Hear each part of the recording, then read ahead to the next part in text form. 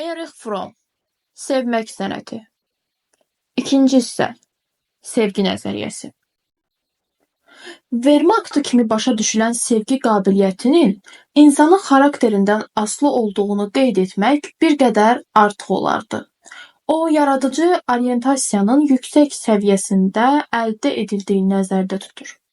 Bu orientasiyada insan digərlərini istismar etmək və qüvvəsini yığmaq kimi narsistik arzunun öhdəsindən gəlir. Özünün insani qüvvələrinə inam, məqsədlərə nail olmada özünə inam, cəsarətini əldə edir. İnsana bu xüsusiyyətlər nə qədər çatmırsa, bir o qədər də o özünü vermək və deməli sevməkdən qorxur. Vermə elementindən əlavə sevginin fəal xarakteri bütün sevgi formalarına xas olan müəyyən elementlər yığımını şərtləndirir. Bu qayğı, məsuliyyət, hörmət və birlikdir. Sevginin qayğı olması çox ananın öz uşağına sevgisində özünü biruzə verir. Əgər biz onun uşağın qayğısına qalmadığını, onu yedirtmədiyini, çimizdirmədiyini, hər tərəfli qayğısına qalmadığını görsək, onun uşağı sevmək barədə heç bir andı bizi buna inandıra bilməz.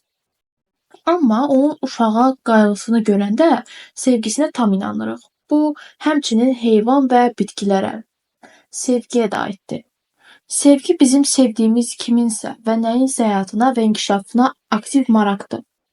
Aktiv maraq olmadığı yerdə sevgi də yoxdur. Sevginin bu elementi İona haqqında rəvayətdə gözəl təsvir olunub. Tanrı İonaya əmr etdi ki, Niveniyaya getsin və onun sakinlərini xəbərdar etsin ki, əgər onlar pis yoldan çəkinməsələr, məhv olacaqlar. İona bu missiyadan imtina etdi. Çünki qorxdu ki, Nineviya əhli peşman olar və Tanrı onları bağışlayar. O, güclü qayda-qanun, intizam hissinə malik idi. Sevgi isə bağlı deyildi. Ona görə də qaçmaq cəhdindən sonra o, izolyasiya və qapalığı simvolizə edən balinanın qarnına düşdü. Bura onu sevgi və həmrəylik məhrumiyyətini gətirib çıxardı. Tanrı onu xilas edir və o, Nineviyaya gedir, o sakinlərə Tanrının ona dediklərini çatdırır və onun ehtiyat etdiyi baş verir. Nineviya insanları günahlarında peşman olurlar. Düzgün yola qayıdırlar. Tanrı onları bağışlayır və şəhəri dağıtmamaq qərarına gəlir. İona qəzəblənir və məyus olur. O istəyir ki, rəhm yox, ədalət qalib gəlsin. Nəhayət o, Tanrının İonanı günəşdən qorunmaq üçün böyüməyə məcbur etdiyi bir ağacın kölgəsində sakitləşmək qərarına gəlir. Lakin Tanrı ağacı qurumağa məcbur etdikdə İona təəssüflənir və Tanrıya öz narazılığını bildirir. Tanrı cavab verir. Sən uğrunda əziyyət çəkmədiyin və böyütmədiyin bir gecədə özü böyüyüb, bir gecəyə də məhv olan bitki üçün təəssüflənirsən. Bəs mən 6000-dən çox əhalisi, çoxlu mal-qarası olan, sağ və sol əlləri arasında nəyin olduğunu bilməyən insanlar yaşayan bu böyük şəhəri, Nineviyanı xilas etməməliyəm. Tanrının İonaya cavabı simvolik başa düşülməlidir. Tanrı İonaya göstərir ki, sevginin mahiyyəti kimin üçünsə əziyyət çəkmək və onun inkişafına görməkdir. Sevgi və əmək ayrılmazdır. Hər kəs əmək sərf etdiyi şeyi sevir və hər kəs sevdiyi şey üçün çalışır. Qayğı və maraq sevginin digər aspektlərinə gətirib çıxarır. Məsuliyyətə. Bugün məsuliyyət çox vaxt məcburi vəzifə, kənardan vadar edilən bir şey kimi başa düşülür. Lakin məsuliyyət sözün əsl mənasında əvvəldən axıra qədər könüllü aktdır. Bu mənim insan varlığının ifadə olunan və olunmayan tələblərinə cavabımdır. Məsuliyyətli olmaq, cavab verməyə qadir olmaq deməkdir. İona Ninevaya sakinləri üçün məsuliyyət hiss etmirdi. O, qalib kimi soruşa bilərdi. Məgər mən mənim qardaşıma keşikçiyəm? Sevən insan özünü məsuliyyətli hiss edir. Onun qardaşının həyatı təkcə qardaşının özünün deyil, həm də onun işidir. O, özü üçün məsuliyyət hiss etdiyi kimi, bütün yaxınları üçün də məsuliyyət hiss edir. Bu məsuliyyət ana və uşaq misalında ananı qayğıya məcbur edir. Yetkin insanlar arasında sevgi ilk növbədə digər insanın psixi tələbatlarına aid olur. Əgər sevginin hörmət komponenti olmasaydı, məsuliyyət asanlıqla üstünlük və hakimlik istəyinə çevrilə bilərdi. Hörmət qorxu və xeyirxahlıq deyildi. O, sözün kökünə uyğun olaraq insanı onun olduğu kimi görmək, onun unikal individuallığını dərk etmək mənasını verir. Hörmət digər insanın olduğu kimi böyüməsi və inkişaf etməsi istəyini ifadə edir. Hörmət beləliklə istismarın yoxluğunu şərtləndirir. Mən istəyirəm ki, sevdiyim insan özü üçün böyüsün və inkişaf etsin. Öz yolu ilə bunu etsin. Mənə xidmət etmək üçün yox. Əgər mən digər insanı sevirəmsə, onunla vəhdət hiss edirəm. Bu halda o mənim onu görmək istədiyim kimi, məqsədlərimə vasitə kimi deyil, özü olduğu kimi qalır. Aydındır ki, hörmət yalnız o zaman mümkündür ki, mən özümdə müstəqillik əldə edim. Başqalarının köməyi olmadan ayağa dura bilim. Kiməsə hökm etmək və ya istifadə etmək tələbatı olmadan yaşayım. Hörmət təkcə azadlığın əsasında mövcuddur. Fransız mahnısında deyildiyi kimi, sevgi hökmranlığın deyil, azadlığın övladıdır. İnsanı tanımadan ona hörmət etmək mümkün deyil. Qayğı və məsuliyyət onları bilik yönləndirməsəydi, kor olardı. Biliyin motivi maraq olmasaydı, boş olardı. Biliyin müxtəlif növləri vardı. Sevginin elementi olan bilik səviyyəyə kifayətlənməyib, mahiyyətin özünə varır. Bu ancaq onda mümkün olur ki, mən öz maraqlarım çərçivəsində çıxım və digər insanı onun şəxsi təzahüründə görə bilim. Mən bilə bilərəm ki, insan bunu açıq göstərməsə də, nə vaxt acıqlıdır, mən onu daha dərindən tanıya bilərəm.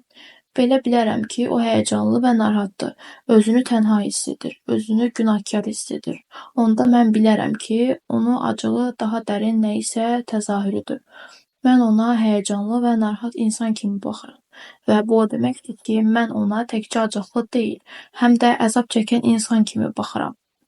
Bilik sevgi problemi ilə daha əsaslı bağlı olan elementə malikdir. Fundamental tələbat olan digər insanla elə birləşməkdir ki, şəxsi təcrid məhbəsindən azad olmaq mümkün olsun. Bu digər spesifik insan arzusu ilə digər insanın sirrini demək arzusu ilə bağlıdır. Həyatın elə bioloji aspektlərində möcüzə və sirr olmasına baxmayaraq, onun məhz insani aspektlərində insanın özü və yaxınları üçün dərk edilməz sirr və möcüzədir. Biz zənn edirik ki, özümüzü tanıyırıq, amma əslində özümüzü tanımırıq. Biz öz yaxınlarımızı tanıyırıq və eyni zamanda onu tanımırıq. Ona görə ki, nə biz, nə də yaxınımız predmet deyilik. Biz özümüzün və ya digərinin varlığını dərinliklərinə vardıqca, idrak məqsədi bizdən bir o qədər uzaqlaşır və biz yenə də insanın ruhunun sirrinə, onun mahiyyətini təşkil edən müqəddəs nüvəyə varmaq istəyirik. Sirri dərk etmənin bir ümidsiz yolu vardır. Bu, digər insan üzərində elə bir mütləq hökmranlıqdır ki, bu zaman biz onu görmək istədiyimizə çevirərik. İstəmədiyimizi hiss etməyə məcbur edərik. Onu şəxsi əşyamıza, mülkiyyətimizə çevirərik. Bu cür dərk etmə cəhdinin ali dərəcəsi sadizmdə insan varlığına əzab vermə istəyi və qabiliyyətində özünü biruzə verir.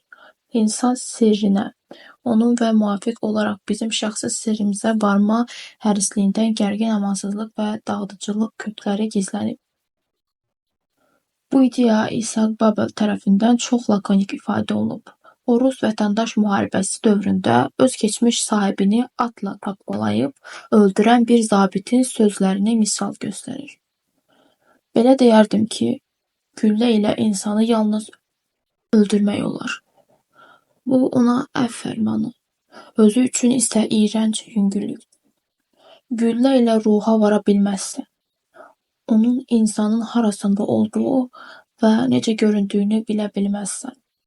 Lakin elə olur ki, bu işi görəndə mənim özümə yazığım gəlmir. Düşməni atla 1 saat və daha artıq tapdalayıram. Mən bilmək istəyirəm, həyat necədir? Onu tanımaq istəyirəm. Biz tez-tez bu cür dərk etmə yolunu uşaqlarda görürük. Uşaq hər hansı predmeti götürür və onu dərk etmək üçün hissələrə ayırır və o canını götürür, qəddarcasına kəpənəyin qanadlarını qoparır ki, onu dərk etsin, sirrini bilsin. Qəddarlıq özlüyündə nəsə daha dərin olan predmet və həyatın sirrini dərk etmək istəyi ilə motivasiya olunur. Dərk etmənin daha bir yolu vardır. Bu sevgidir. Sevgi digər insana aktiv nüfuz etməyi təşkil edir. Bu varma prosesində mənim dərk etməyi istəyim birləşmə sayəsində təmin olunur. Qovuşma aktında mən özümü dərk edirəm. Mən özümü, hamını dərk edirəm və heç nə bilmirəm. Birləşməni hiss etmək sayəsində mən bu yolla insanın nə ilə yaşadığı və nəyə qadir olduğu barədə bilik əldə edirəm. Fəqət bunu fikir sayəsində əldə etmək mümkün deyil. Sadizm sirri dərk etmək ilə şərtlənib, lakin mən yenə də əvvəlki kimi biliksizəm. Mən digər varlığı hisslərinə ayırdım və bütün əldə etdiyim şeyi onu məhv etməyimdir. Sevgi dərk etmənin yeganə yoludur. Qovuşma aktında o mənim sualıma cavab verir. Sevgi aktında özümü fəda edərək digər insanın dərinlinə varmaqla mən özümü tapıram. Mən özümü kəşf edirəm. Mən ikimizi kəşf edirəm. Mən insanı kəşf edirəm.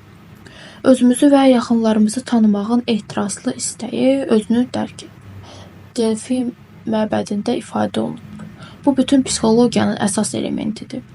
Lakin nəzərə alsaq ki, bu istək özündə insanı bütünlükdə dərk etməyi ehtiva edir, o heç vaxt yalnızca bilavasitə fikir vasitəsilə təmin edilə bilməz. Əgər biz özümüz haqqında 1000 dəfə çox bilsəydik, yenə də mahiyyətin özünə vara bilməzdik. Biz özümüz üçün, yaxınlarımız isə bizim üçün sirli olaraq qalardılar. Bütöv biliyin yeganə yolu sevgi aktıdır. Bu aktı fikir və söz çərçivəsindən çıxır.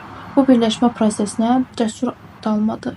Lakin fikirlə, yəni psixoloji biliklərlə dərk etmək sevgi aktına bütün bilik üçün zəruri şərtdir. Mən özümü və digər insanı əslində necə olduğumuzu və ya daha dəqiq onun haqqında məndə yaranan irrasional təhrif olunmuş obrazını, illüziyaları aşmaq üçün obyektiv dərk etməliyəm. Əgər mən insan varlığını obyektiv dərk etsəm, sevgi aktında onun dərin mahiyyətini dərk edə bilərəm. İnsanı dərk etmək məsələsi Tanrını dərk etmək dini problemi ilə analojidir. Konvensional qərb teologiyasında Tanrını onun haqqında mühakimə yürüdərək fikir vasitəsilə dərk etmək cəhd edilmişdir. Monoteizmin ardıcıl nəticəsi olan mistizmdə fikir vasitəsilə Tanrını dərk etmək cəhdi inkar edilmiş və Tanrı ilə biliyin hissi yanaşması ilə əvəz olunmuşdur. Artıq burada Tanrı haqqında düşünməyə nə yeri, nə də tələbatı qalmışdı. İnsanla və ya dini planda Tanrı ilə vəhdətin yanaşması irrasional akt deyildi. Əksinə, Albert Schweitzerin qeyd etdiyi kimi, bu realizmin daha cəsur və radikal nəticəsidir. O, bizim biliyimizin təsadüfü deyil, fundamental sərhədlərinin bilinməsinə əsaslanır. Bilik budur ki, biz heç vaxt insanı universumun sirrini bilməyəcəyik. Lakin yenə də sevgi aktında bilik əldə edə bilərik. Psixologiya bir elm kimi öz sərhədlərindən malikdir və teologiyanın məntiqi nəticəsi mistizm olduğu kimi, psixologiyanın da son nəticəsi sevgidir. Qayğı, məsuliyyət, hörmət və bilik qarşılıqlı əlaqədir. Onlar yetkin insanda, yəni öz yaradıcı qüvvələrini inkişaf etdirən, ancaq öz yaradıcılığa malik olmaq istəyən hər şeyi bilmək və mütləq hökmranlıq kimi narsistik arzulardan imtina edən, təkcə həqiqi yaradıcı fəaliyyətin verə biləcəyi daxili qüvvəyə əsaslanan, barışıq əldə edən insanda ehtiva olunmalıdır. Bu vaxta qədər mən sevgi haqqında insan tənhalığının əlacı kimi, ehtiraslı arzunun həyata keçirilməsi kimi danışırdım. Lakin ümumi həyati tələbatlara bərabər birlikdə daha spesifik bioloji tələbat var. Kişi və qadın cinslərinin qovuşma istəyi. Bu cür qütbləşmə ideyası ilk vaxtlar kişi və qadının bir varlıq olması, daha sonra hissələrə ayrılması haqqında mifdə daha güclü ifadə olunub və buna görə də hər bir kişi özünün digər hissəsi olan qadını axtarır ki, yəni yenidən onunla birləşsin. Lakin burada patriarxal əhval-ruhiyyədə qadın ikinci dərəcəli varlıq hesab olunur. Rəvayətin mənası kifayət qədər aydındır. Cinsi qütbləşmə insanı digər cinsin nümayəndəsini qovuşmaq üçün axtarmağa vadar edir. Qadın və kişi başlanğıcları arasında qütbləşmə, həmçinin hər bir kişinin